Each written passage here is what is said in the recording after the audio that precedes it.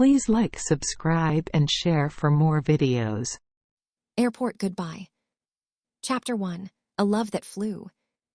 It was 5:30 in the morning. The sun was still hiding behind the clouds. The airport lights were bright, and people walked in every direction, some smiling, some sleepy, and some crying. In the middle of all the rush, Ayan held Sarah's hand tightly. They were standing near Gate 14, where Sarah's flight to Canada would leave in just 45 minutes. "I still can't believe you're really going," Ayan said, his voice soft and breaking.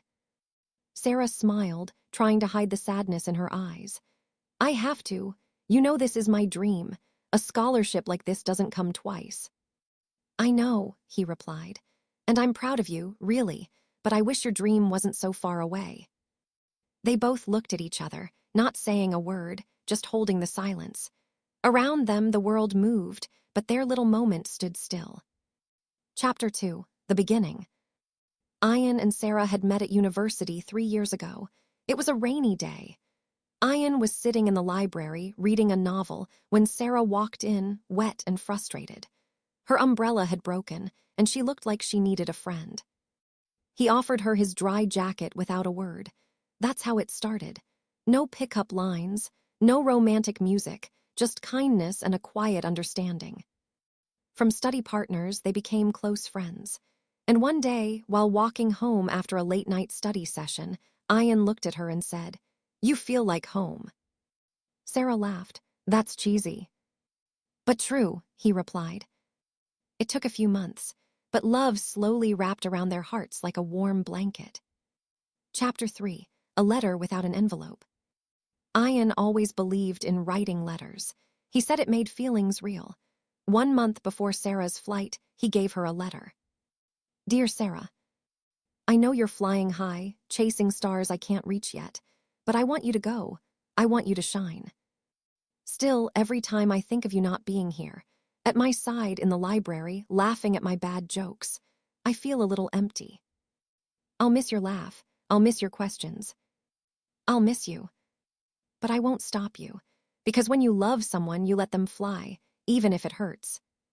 Love. Ayan." Sara cried after reading the letter, but she didn't tell Ayan. Instead, she hugged him for a long time and whispered, "You'll always be my favorite place." Chapter 4. Countdown. The last few days before her flight were the hardest. Every place felt like a memory. The park where they first held hands. The coffee shop where he waited for an hour because she was late. The bookstore where they argued about which book was better, romance or mystery.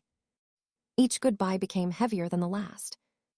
"I don't want to cry at the airport," she told him. "You won't," he promised. "We'll smile."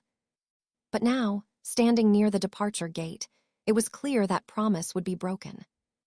Chapter 5. The Airport Goodbye. The announcement came.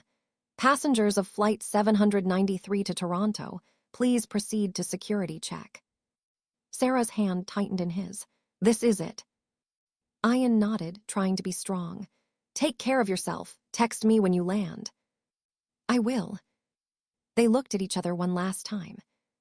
"I wish I had more time," Sara said.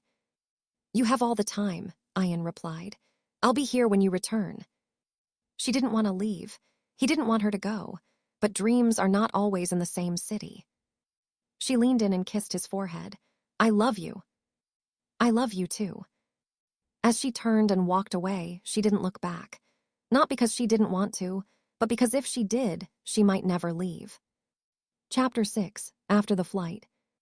Days turned into weeks, weeks into months. Ayan and Sara talked every day. Video calls, voice messages, emails, anything to make the distance feel smaller. On his birthday, she mailed him a notebook titled, "For the Days I Miss You." Each page had a little note. "Today I saw a yellow umbrella. It reminded me of our first day. I walked into a bookstore. I bought a mystery.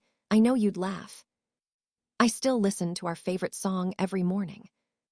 He read the pages again and again. It wasn't the same as being together, but it was something. It was love, just across oceans. Chapter 7. The Surprise. 1 year passed. One rainy morning, just like their first meeting, Ayan walked into the library, and there she was standing near the window, holding a yellow umbrella. He blinked. Sara. She smiled. Hi. You're here. I'm here. He ran toward her, forgetting the books, the people, the rules. He hugged her tight, as if afraid she might fly away again. How? He asked. I finished my first year early. I wanted to surprise you, and I missed my home, she said. And where, that? He teased. She looked up at him. Right here. Epilogue, the journey. Love doesn't always need grand gestures or perfect moments. Sometimes it's in the silence at an airport, in a goodbye hug, in a letter, in a call across time zones. Sara and Ayan learned that love isn't about never being apart. It's about finding your way back always. No matter the flight. No matter the wait. No matter the goodbye. Because the heart doesn't need visas or tickets. It just needs to hold on.